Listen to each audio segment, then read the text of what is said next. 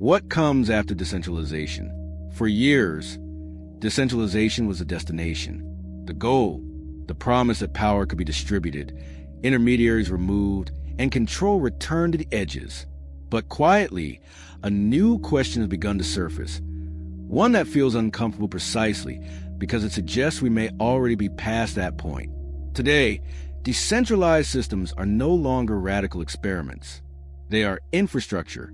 They move value, govern communities, and enforce rules at global scale. To understand why this matters now, we have to confront a possibility few are prepared for. Decentralization may not be the end state. It may be a phase. The story begins with success. Networks scaled, participation grew, control dispersed. The original mission was fulfilled. No single authority owned the system. No gatekeeper could shut it down. Consensus replaced command. For a moment, it felt like the problem of power had been solved. But success created new pressures. As systems matured, coordination became harder.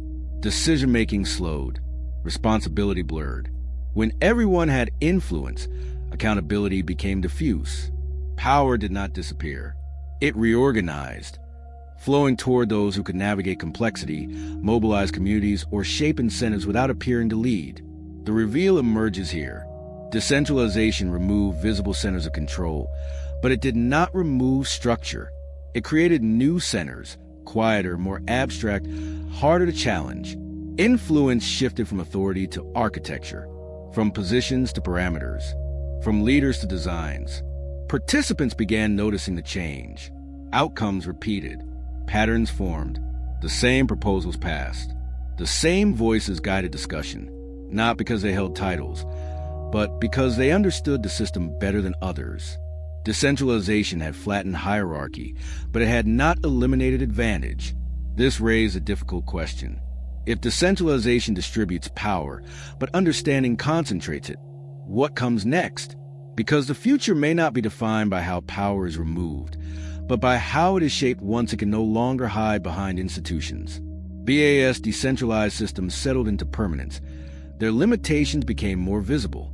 What once felt like liberation began to feel like friction. Governance slowed under the weight of participation. Consensus became harder to reach. Innovation faced resistance not from authority, but from inertia.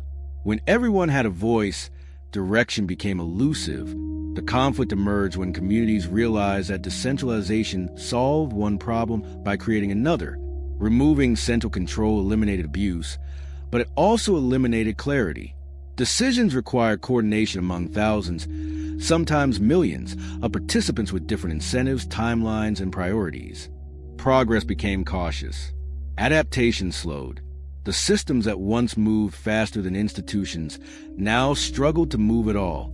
In this environment, new forms of influence surfaced, not through force, but through framing. Those who could explain proposals clearly gained traction. Those who could model outcomes shaped votes.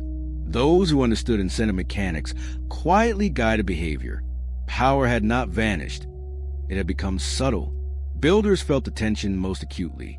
Shipping changes required social consensus as much as technical correctness. Innovation depended on persuasion, not execution. Every improvement risked fragmentation. Forks loomed as both escape and threat. The very freedom that made decentralization powerful also made cohesion fragile. At the same time, external pressures mounted. Markets demanded responsiveness.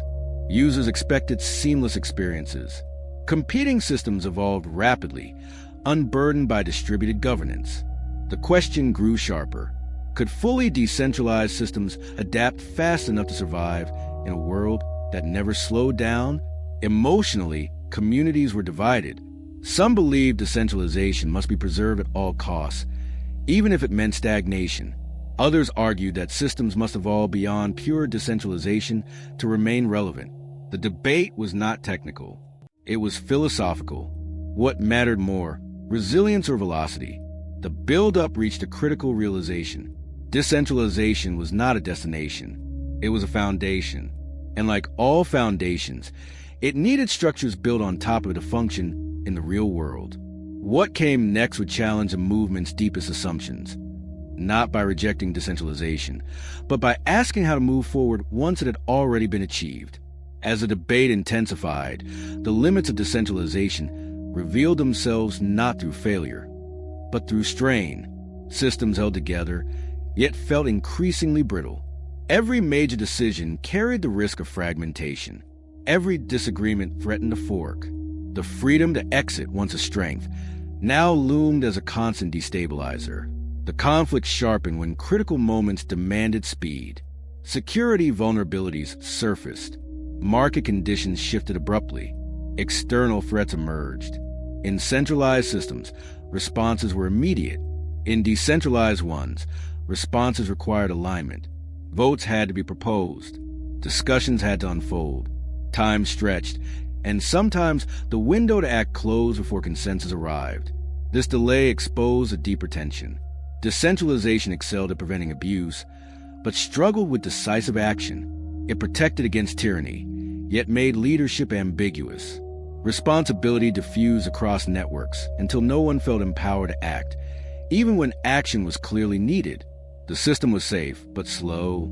In response, communities began experimenting. Delegated governance models emerged, allowing temporary authority without permanent control. Councils formed with limited mandates. Emergency mechanisms were encoded to bypass normal processes under specific conditions. Each innovation sparked controversy. Critics warned that any shortcut risked re-centralization.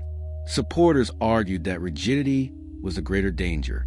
Meanwhile, influence continued consolidating around those who understood these new layers.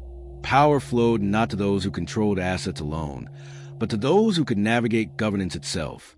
Knowing how and when to propose changes became as important as the changes themselves. The architecture of decision-making became the new battleground. Emotionally, participants felt caught between ideals and practicality. The original promise of decentralization was freedom from control, but freedom without coordination began to feel like paralysis. The movement faced an uncomfortable truth. Systems designed to resist domination still required direction to survive. The buildup reached a critical point when communities acknowledged something once unthinkable. Pure decentralization could not scale indefinitely. It could secure foundations, but it could not govern complexity alone.